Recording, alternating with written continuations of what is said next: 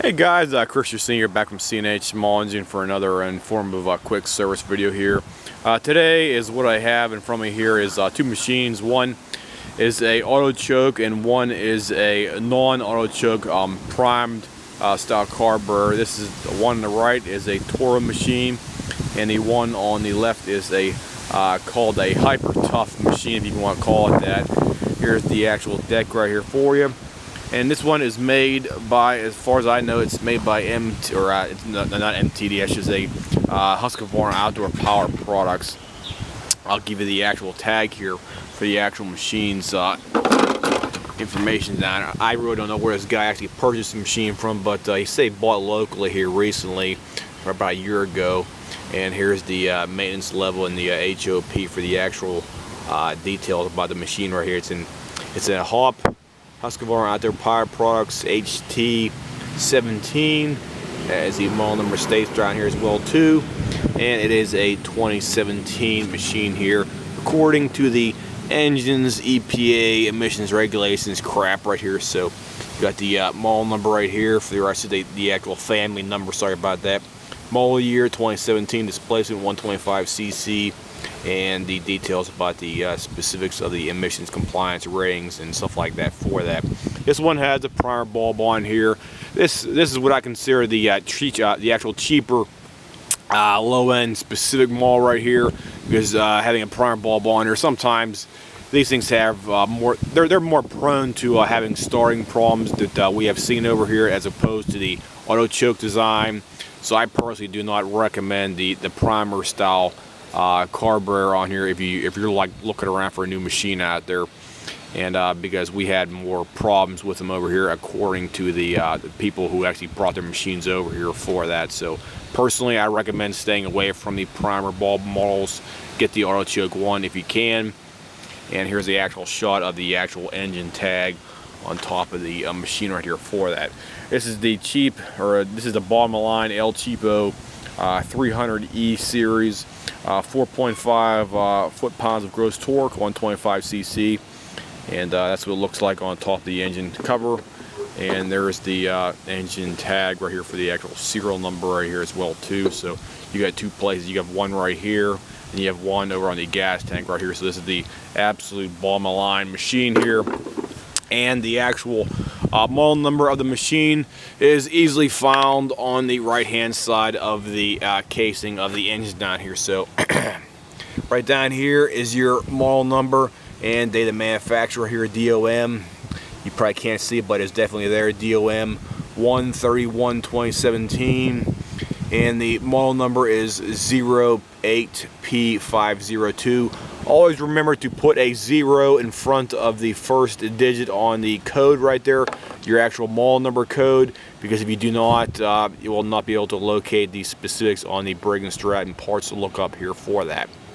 I cannot start this machine up right now because the carburetor needs to be replaced, because the guy left it sit with old gas, and he has water and debris and sediment down into the tank, so I cannot start that machine up, so sorry about that, guys. The second machine over here we can start up here. This is a Toro recycler, guaranteed to start, which is a total joke in my opinion. So I don't recommend that BS marketing they give you on here. This features the Briggs & Stratton just check the oil and add right here.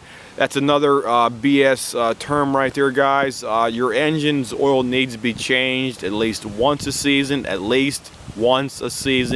If you're using it for occasional use machine here, if you're using it quite heavily, I recommend changing it multiple times and using Mobil 1 10W30 full synthetic oil. I personally use Mobil 1 10W30 extended performance in my own Honda lawn and garden equipment, so that's what I personally recommend to all my clients, and that's what I use in people's lawnmowers and tractors and stuff like that, because I use what I basically push on customers what I use myself, because of the past track record and excellent quality Mobil 1 has for their quality.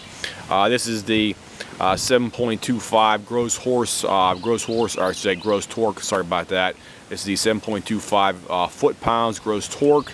And the thing about this machine is on here, your model number of the actual engine is right here, right next to the actual carb plate. You have a carb plate right here, and your carburetor sits directly behind this right here. So differentiating between these two machines out here, your model number and the date of manufacturer is right here. You can probably barely make it out here, but you have to get some I want to call WD-40 or some kind of a lubricant to spray on here so you can make it out right here. But it's definitely available right here.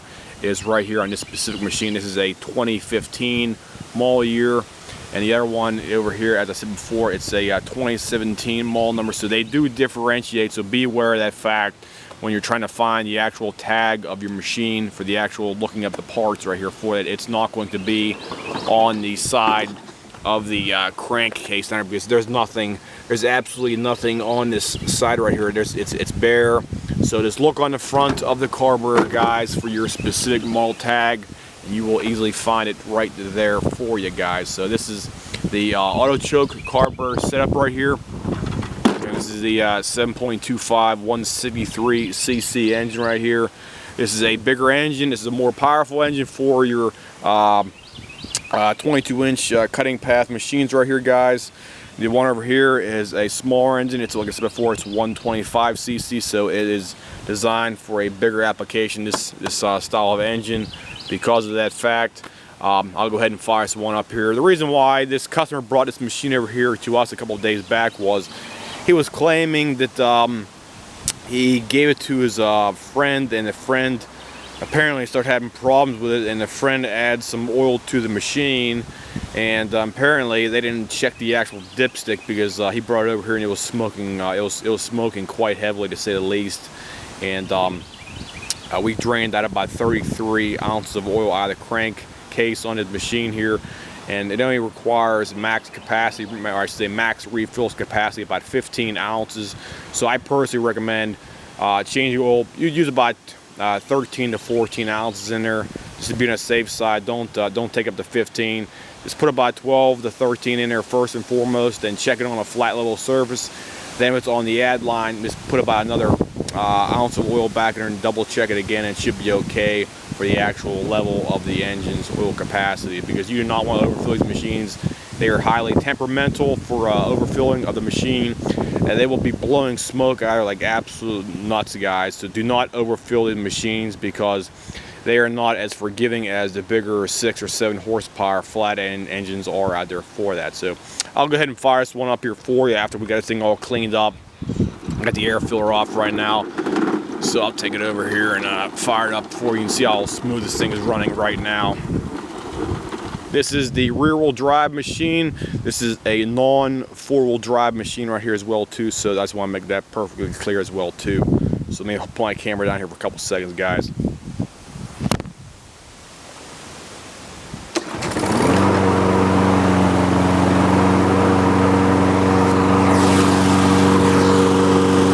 Okay, I'm back. Here we go.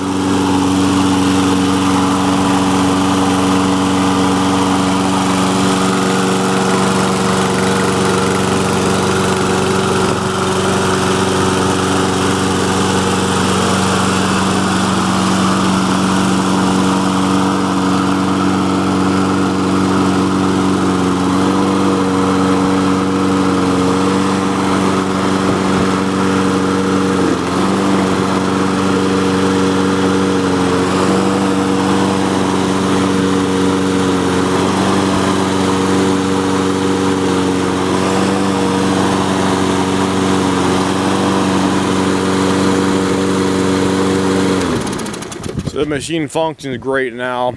We did have to run this thing for an extended period of time over here, probably about I think about 30 minutes over here, to make sure all the oil was going to be burning off, because the actual muffler was packed full of oil on here. And anytime you get a muffler that's full of oil, guys, you just got to drain all the oil out of the crankcase first, pull the engine out, or I should say pull the spark plug out, of the engine, make sure you get all the oil out of the combustion chamber.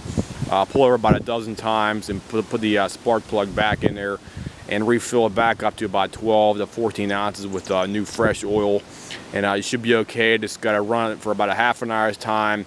The oil from that was actually sitting in the engine from the previous oil will be burned off eventually. I'd say about a half an hour's time, because it took us about a half an hour to get this thing running properly over here. And as you've seen right here, it was not smoking whatsoever. So I use half an hour as a baseline to make sure the machine will be running adequately for your needs. So if anybody has any comments, questions about this machine here, this is the Toro 22-inch recycler machine with the overhead valve Briggs & Stratton engine out here, and I'll give you a shot of the actual tag on the engine right here as well too. The actual emissions tag, guys. Here you go. It's the EPA 2015 right there. 40 displacements, 1C3. And that's all the pertinent information. I can probably give you about the specific engine's details right there for that. So if anybody has any comments, questions, whatnot, as usual, just leave me a message here, and I'll try to get back to you probably within 24 to 48 hours after you post some kind of a detailed question about your machine. I'll see you guys. Have a nice day.